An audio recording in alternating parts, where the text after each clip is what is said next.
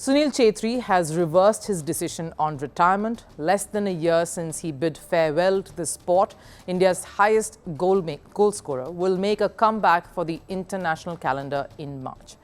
And while it is a massive boon for Indian football, does it highlight the country's failure to produce a replacement for Chhetri? Sunil Chhetri hung up his boots in June last year after leading India for close to 2 decades. It was emotional scenes that night, and just 9 months later, the footballer has been summoned to play for India once again.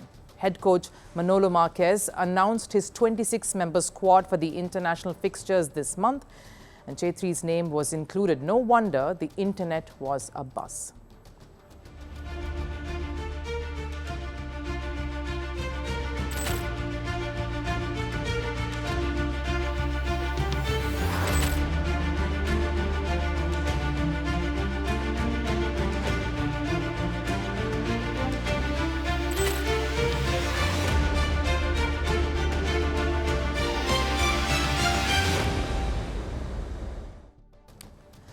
A name who will give the otherwise struggling India a massive boost, because ever since Chhetri retired, the team has failed to win a single game.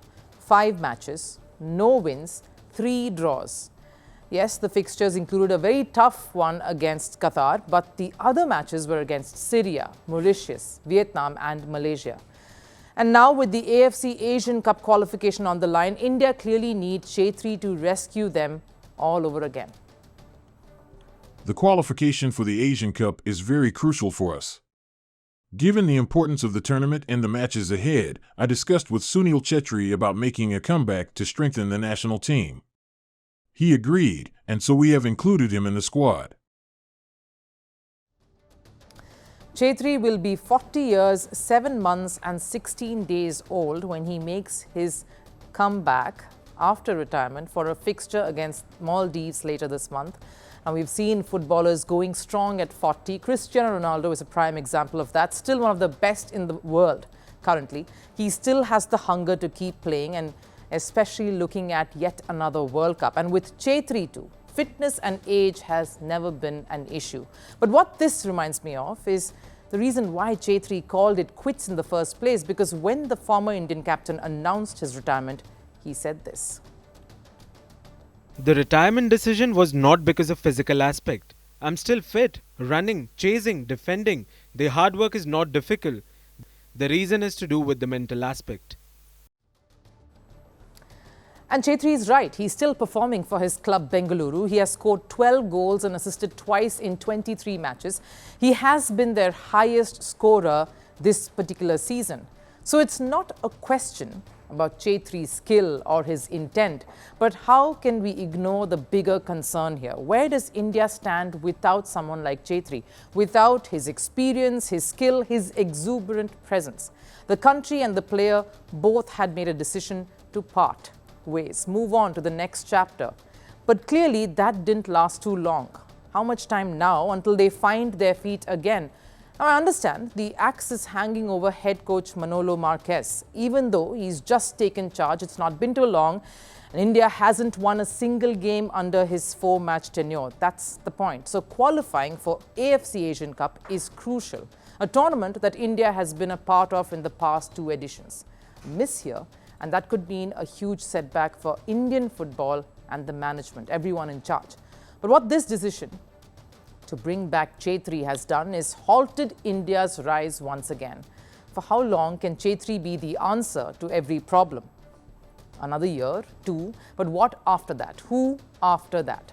With Chhetri's comeback, India has dropped goalkeeper Gurpreet Singh Sandhu, a player who was expected to be India's leader. They have even dropped 3 forwards, Edmund Lalrindika, Lalrinzua Lalbianknia, and crucially, David Lalansanga, players who were stepping into Chhetri's shoes. Lalansanga, who's a 23-year-old, has been among the goals this season, both domestically and in Asia. But instead of pushing him to the forefront more, India has once again resorted to Chhetri. Is the desire to have short-term success costing India a shot at building a team for the future, at having a vision?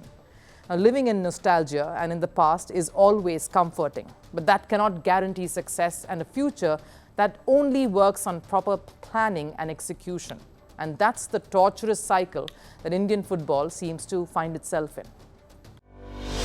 Merci beaucoup. Hi, how are you? Very well, thank you. Thank you for being here. Namaste, Mr. President. Bharat Kelogan, Komeri Namaste. How many people generally follow you in interviews? Typically, in a month, we have viewers up to 150 million. That's more than twice the population of France.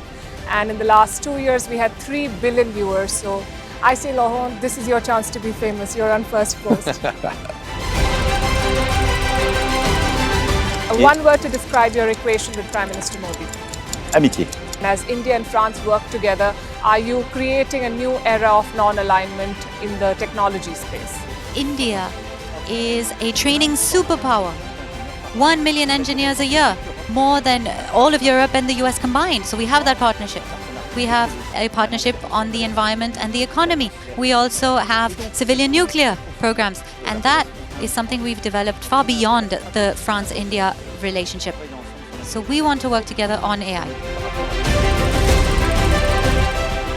And then comes China with its DeepSeek, creating models at a fraction of the cost. Did that innovation take you by surprise? Did that breakthrough make you sit up and think, what did the Chinese do and how?